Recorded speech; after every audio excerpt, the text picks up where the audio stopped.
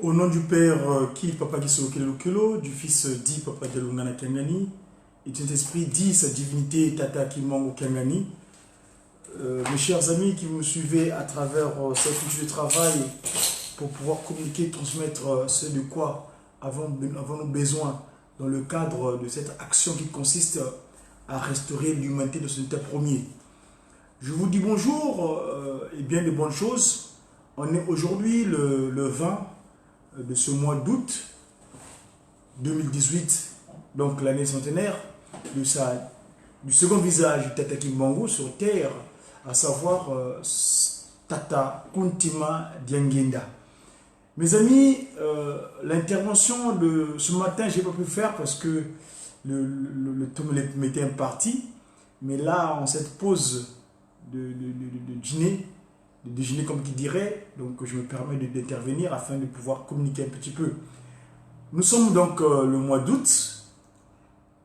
Vous savez que le mois d'août, je disais tantôt que c'est un mois très très spécial, car c'est en ce mois-là que nous avons connu des événements assez très très importants en ce qui concerne les soeurs de Tata Kimbangu.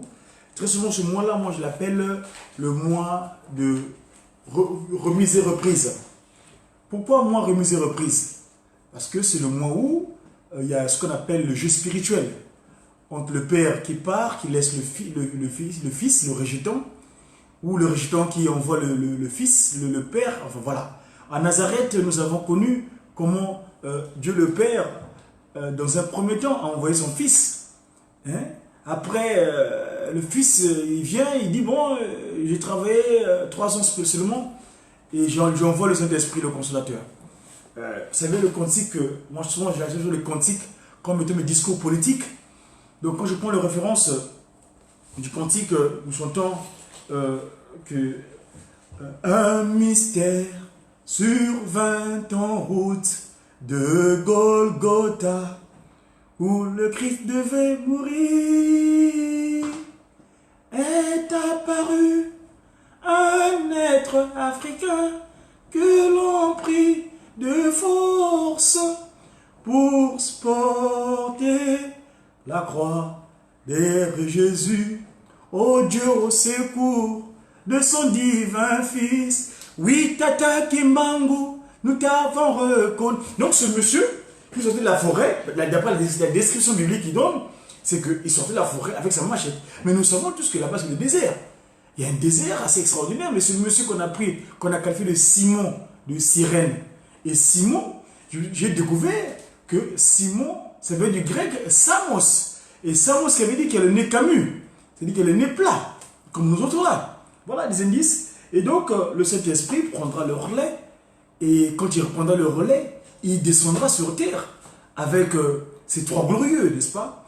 Ce que j'ai toujours dit que s'ils sont repartis en 3, la Trinité, en tout cas à l'étape actuelle de mes recherches, la Trinité existe simplement pour confondre le commandant en chef.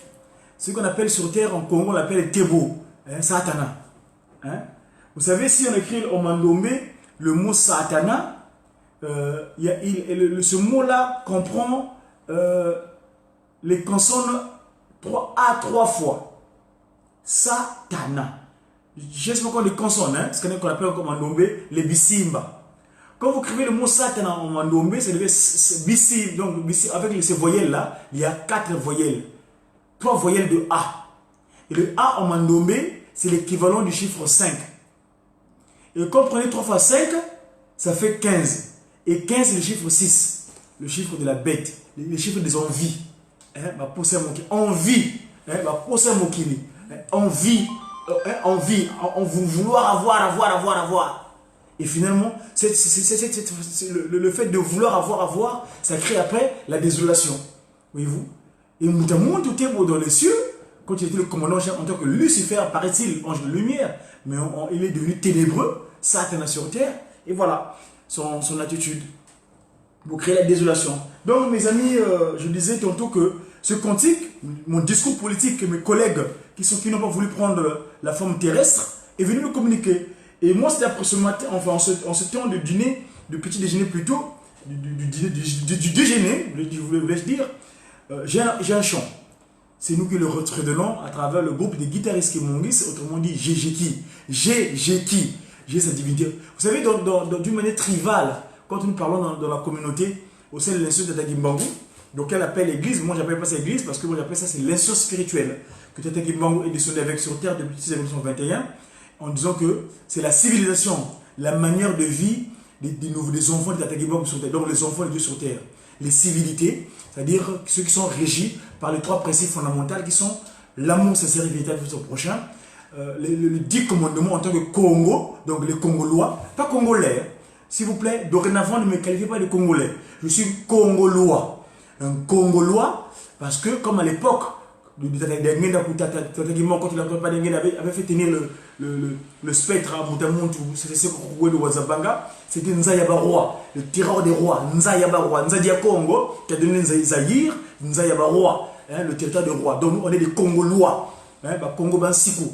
Un Congo marche selon la loi de Tata Kimbangu, marche selon la loi divine, hein, de Tata Kimbangu qui donc 10 commandements.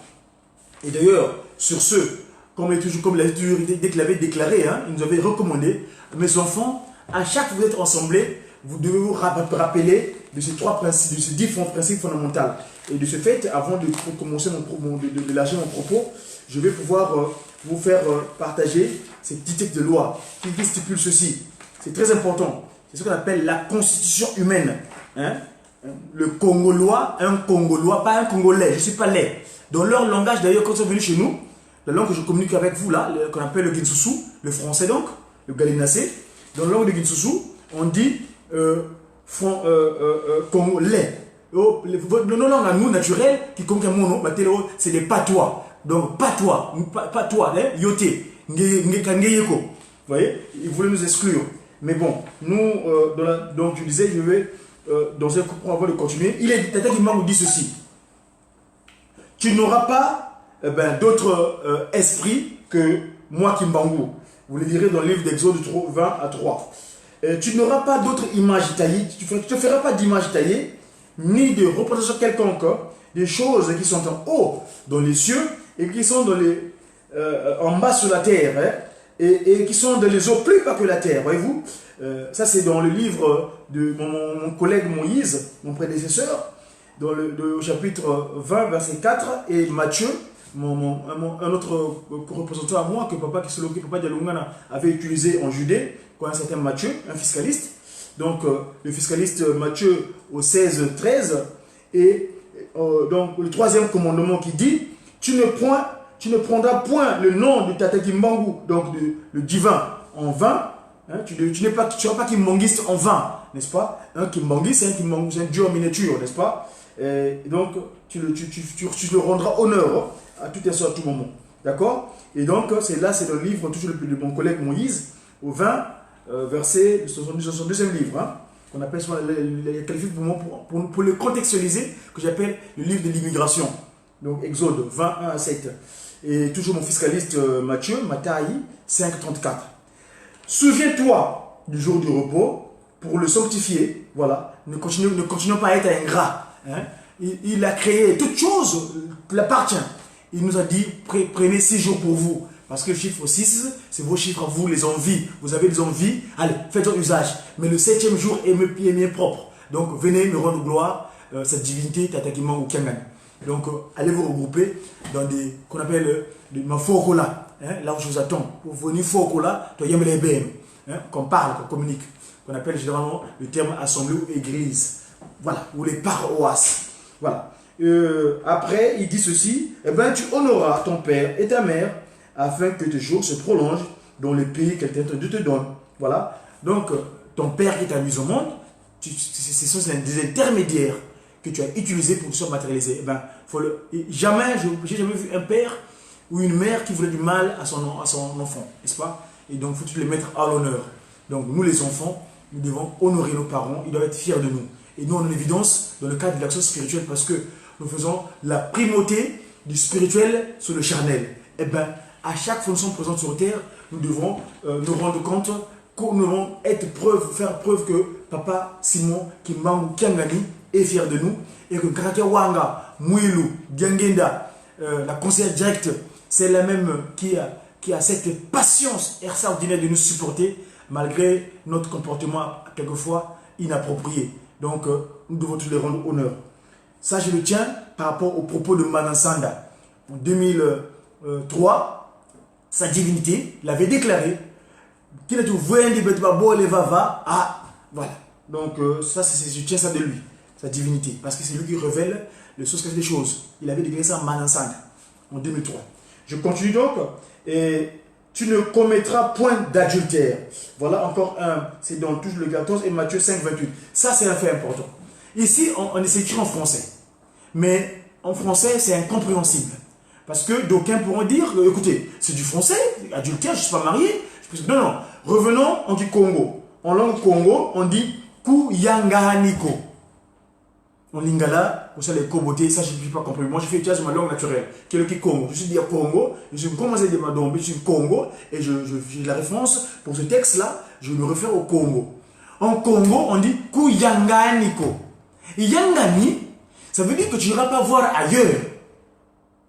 N'est-ce pas? Donc, tu n'iras pas te fréquenter, tu n'iras pas te fusionner, tu n'iras pas mettre ton liquide séminal dans une créature qui n'est pas autre que toi. N'est-ce pas? Moi, je suis marié à ma chère épouse Anaël Mouilou, qui est donc ma grâce, depuis le 23 août 2014, devant sa divinité Tata Kimbangu Kuntima Kiangani. Et donc, je n'irai pas voir ailleurs. Pour quelle raison? Voyez-vous? C'est ça. Donc, Kuyanga Aniko. Et pareil pour les jeunes, même si vous n'êtes pas mariés, la patience veut que papa Kimbangu a 18 ans, chacun, toute une fille, une petite maman, ou tout un garçon, tout un jeune garçon, ça a Adam et ça Ève. Nous, on était victimes de ces pratiques. Mais 30 ans au Vatican m'ont créé beaucoup de désarroi. Aujourd'hui, j'ai une progéniture que j'ai qualifiée Wavutuka, Munkenda Sanfumu, Wabazolele. N'est-ce pas? Et en français, je qualifierais cela comme des messagers pour une évolution, pour rétablir la lignée initiale des Noirs. Ça, c'est Merlin. Le deuxième messager pour une évolution véritable et intégrale des Noirs. Ça, c'est Melville. Et Maïva, messager pour une évolution véritablement africaine. C'est pas c'est Maïva.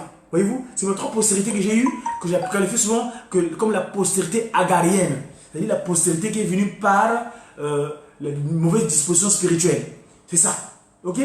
Et là, pour ce qui est donc la légitimité naturelle, depuis le 3 septembre, je me suis réincarné à travers ma progéniture d'Ia Congo, dans le territoire divin, la RD Congo, le 3 septembre 2015. Je suis revenu sur terre à travers mon fils aîné, que j'appelle Diakongo Nzotovuidi, Anaël dit, donc la grâce qui a parlé. Voyez-vous? Et finalement, pour continuer, par rapport à ce que je disais, et la dernière qui est toute née, c'est maman Diateza Diambu, Diakongo. Voilà, ça c'est ma postérité légitime que je qualifie comme étant la postérité saraïque. Vous savez, notre père dans la foi, c'est Abraham. Abraham a connu même mes aventures. Et nous sommes tous victimes de cette mésaventure-là. Mais j'espère que dans la suite, pour ceux qui nous suivez, vous qui êtes jeunes, vous tomberez dans le panneau, vous tomberez dans le même panneau que nous. Et je continue donc. Et après, il dira ceci, tu ne commettras pas de vol. Tu ne prendras pas ce qui ne t'appartient pas. N'est-ce pas? Et là, la référence est toujours Exode de 20 au 15. Et puis, toujours mon collègue fiscaliste, 5,40. Et tu ne porteras point de faux témoignages contre le prochain. Et ça, le colportage, dire des âneries, c'est-à-dire tourner votre langage. Regardez, une langue naturelle, divine, elle est droite. Elle n'est pas fourchée. On dit Congo, cet organe-là, on appelle ça l'oudini. L'oudi, ça vient de l'oudi. L'oudi qui veut dire vrai. Et quand tu fais le contraire de l'oudi, le verlan, ça devient dilou, qui veut dire les pleurs. Donc, chers amis, faisons en sorte que nous ne puissions pas créer la désolation auprès d'autres créatures qui sont nos semblables. Parce que quand on fait du mal à son prochain, c'est comme si on faisait mal soi-même. Jamais on peut se faire mal soi-même. Donc, Papa Dialunga, le Christ Jésus, nous rappelle cette action nécessaire pour la communauté, quand on est ensemble. Voilà. Et près, donc, tu prends pas de photo pour le prochain. Et la convoitise, ça c'est le dernier, en 10e. Ça, je vous rappelle ce qu'on appelle la constitution humaine. Comment un humain doit vivre sur terre. La constitution humaine. C'est ça qui doit régir un corps humain. Et en ce moment-là, ce corps-là devient la résidence de sa divinité, Tata Kimbangu Kangani, Mwanda Ludi, contre l'Endo. C'est Dieu le Saint-Esprit. Et donc, tu ne convoiteras point, hein, tu ne convoiteras rien de ce qui appartient à ton prochain, ni sa femme, évidemment, ni son serviteur, ni sa servante, ni son bœuf, ni son âne. Et ça, le livre de, c'est toujours Mose, hein, ce qui était tiré de l'eau, voilà, au verset 17. Et évidemment, notre collègue aussi, qui était d'abord, qui était le docteur Luc, verset 12, chapitre 12, verset 15.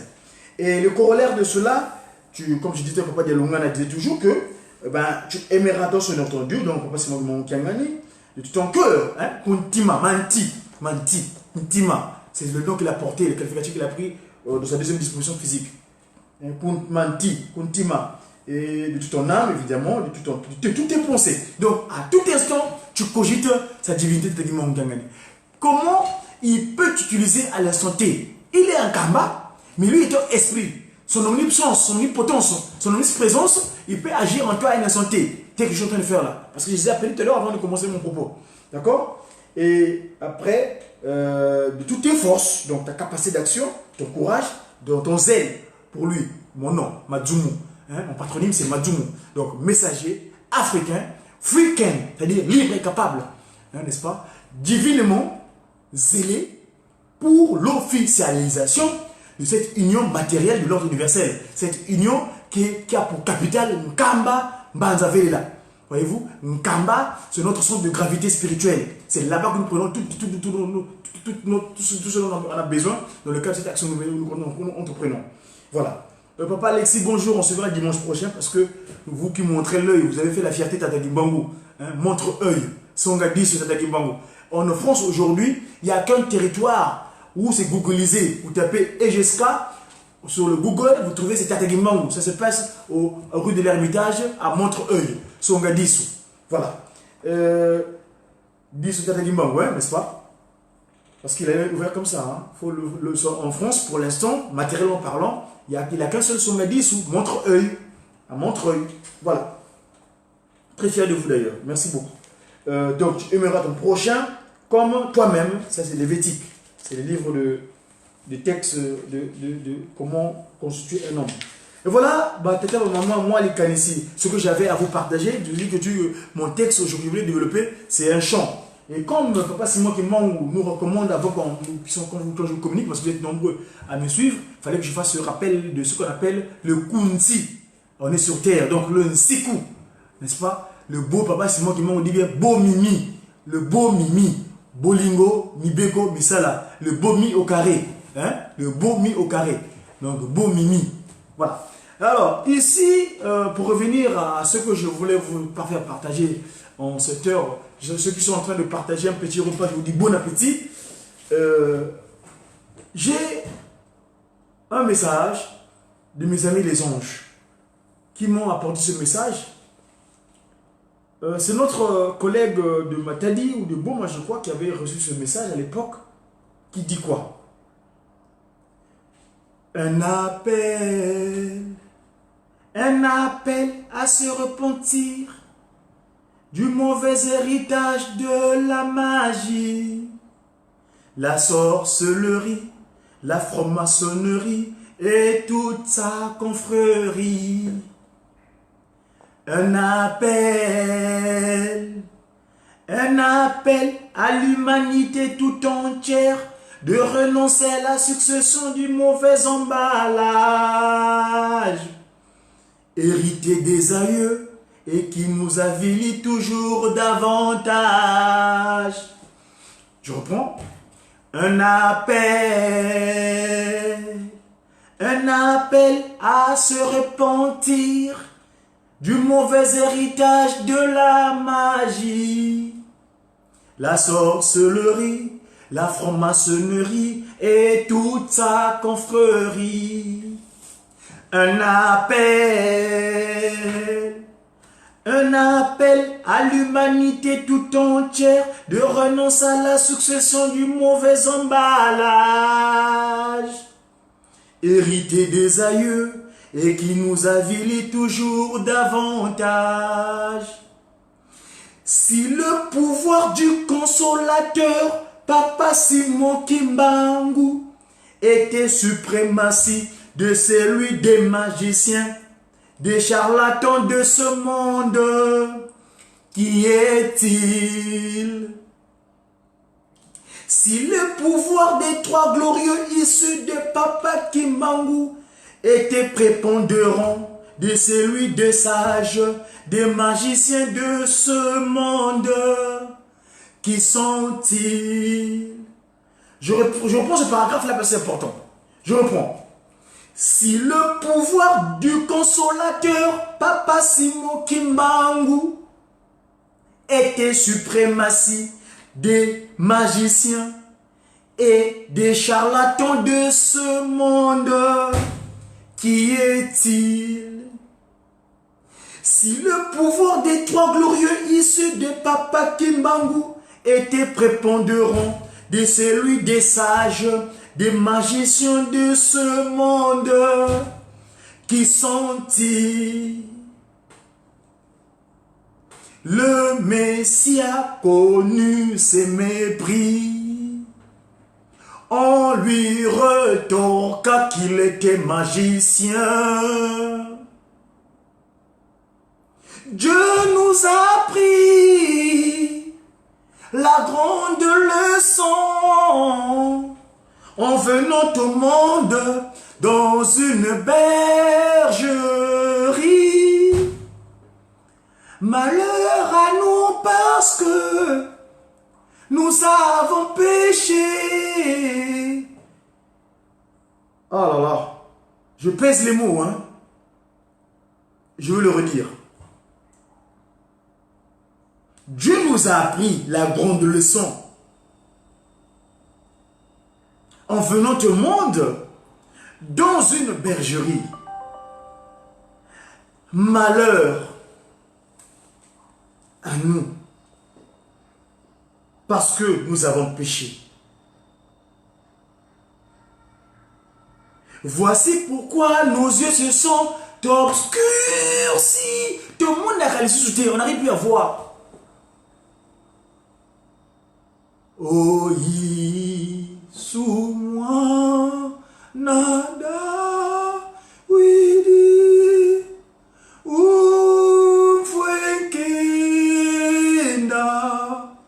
mon nom est dit, ilanga, dingala ki uto, mbanga, meso ma foi, yamona,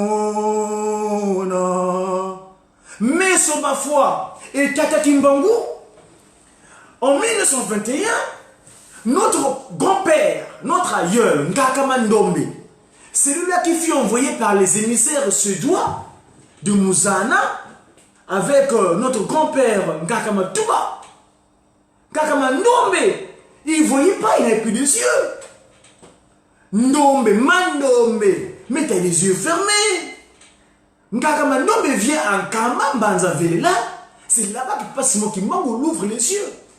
Et ce monsieur se rend compte, mais tiens, mais on a reçu quelque chose. L'étoile du 3 septembre 1910. Luenda la yuvula e mukongo. Luenda la yuvula e mukongo. Nzambi wa songele mbotete yeti songa ntemu munza. Bena kuntiza mputuba widi bimangu bimoneke munsi ya Kongo. Beno luvidi entier lwa kinikwe yungana. Mais nous les Congos là, que faisions-nous? Et quand je parle du Congo, s'il vous plaît, je parle du Congo grand K, hein? C'est-à-dire Tata Kimbangu est un Congo, c'est-à-dire la RD Congo, la RC Congo et le RA Congo, Congo Angola, l'entité, parce que sa tête est au Congo Angola, son abdomen est au Congo RDC, donc évidemment l'abdomen, il est balèze, hein, Tata Kimbangu. Évidemment, les pieds. Vous savez que les pieds, c'est la partie du corps qui est plus petit. Donc, c'est le Congo Mbanza Kimbangu, ex-Brazzaville. Vous me permettez? Parce que j'ai un peu le qualificatif de maçon là. Voyez-vous? Et donc, le Congo Mbanza Kimbangu, c'est là-bas que Ngakama Ndombe est parti, vers Boko. Donc, venant avec Ngakama Touba, lui, il ouvre les yeux. Il a fait la promesse. ton nom là ira de partout de génération en génération. Ce village est devenu une référence. Tout le monde quand quitte Mbanzaki Mangu pour aller à Manzavele là, en Kamba, il passe par le Mandombe. Ah, vous voyez que les Mandombe, voilà. Et donc, on avait les yeux fermés. Je reviens donc à mon discours politique de ce midi. Malheur à nous parce que nous avons.